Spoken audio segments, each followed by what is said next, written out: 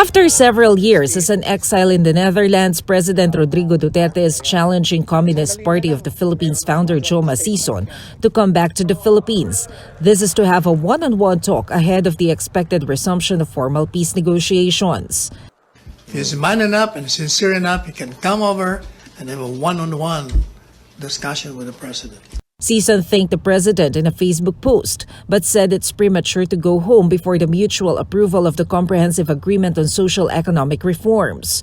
He also set conditions should he meet Duterte. First, it has to be in a country near the Philippines, and only after the formal resumption of the peace negotiations and the approval of the interim peace agreement. He wants the Royal Norwegian government to be the third-party facilitator. Malacanang has yet to comment on this. As for the president's stare, it came a day after the New People's Army allegedly attacked military and police personnel in Iloilo and Camarines Norte. This happened just a few hours after the holiday ceasefire was declared. Malacanang condemned the violations but did not order to lift the ceasefire. There has been a violation. But nevertheless, we are giving them the chance to explain why it has committed such a violation. National Democratic Front Chairperson Fidel Agkawili denied any violation of the ceasefire. He said the communists were just defending themselves against the military and the police. He also states that the National Democratic Front of the Philippines, the Central Committee of the CPP, has yet to receive a copy of the suspension of military and police operations. Panelo meanwhile confirms that the president indeed is included in the NPA's hit list. I was talking to Secretary Esperon earlier, and he said the inclusion of the president in the hit list has been validated by them. So it was not wrong info fed to them. Although a formal invitation from Duterte did not appear to be forthcoming, Panelo says the president is man enough and sincere enough with his invitation. For News 5, Maricel Halili, we are One News.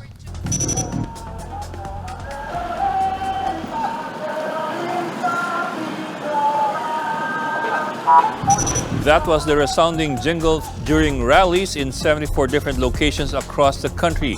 Also attended by civilian riders, the demonstration backs the government's move to end local communist armed conflict.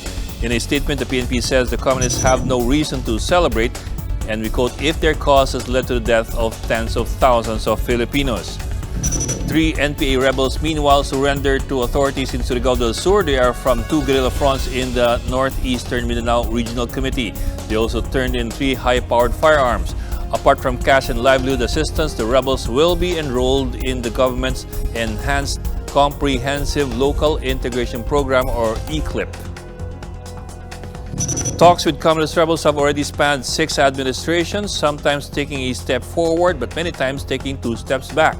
Today marks the 51st anniversary of the Communist Party of the Philippines. Jose Maria Sison founded the group in 1968 in Alaminos, Pangasinan. He only had 10 people with him then. Why December 26? Well, Sison timed it with the 75th birthday of the group's inspiration, Chinese leader Mao Zedong. But the group traces its roots even before that, back when the country was still a colony of the United States.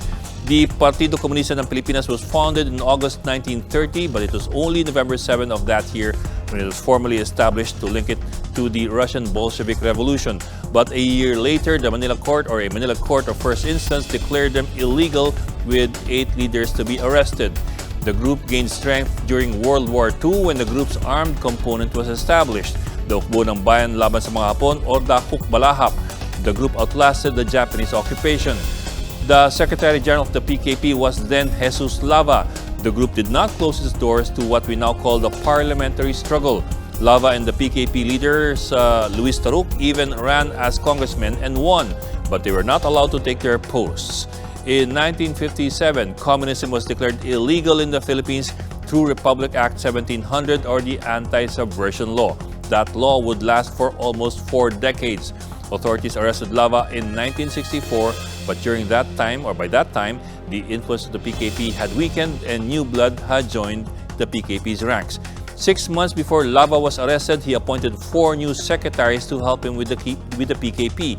One of these was a young activist named Jose Maria Sison, also the founder of the Kabataang Makabayan.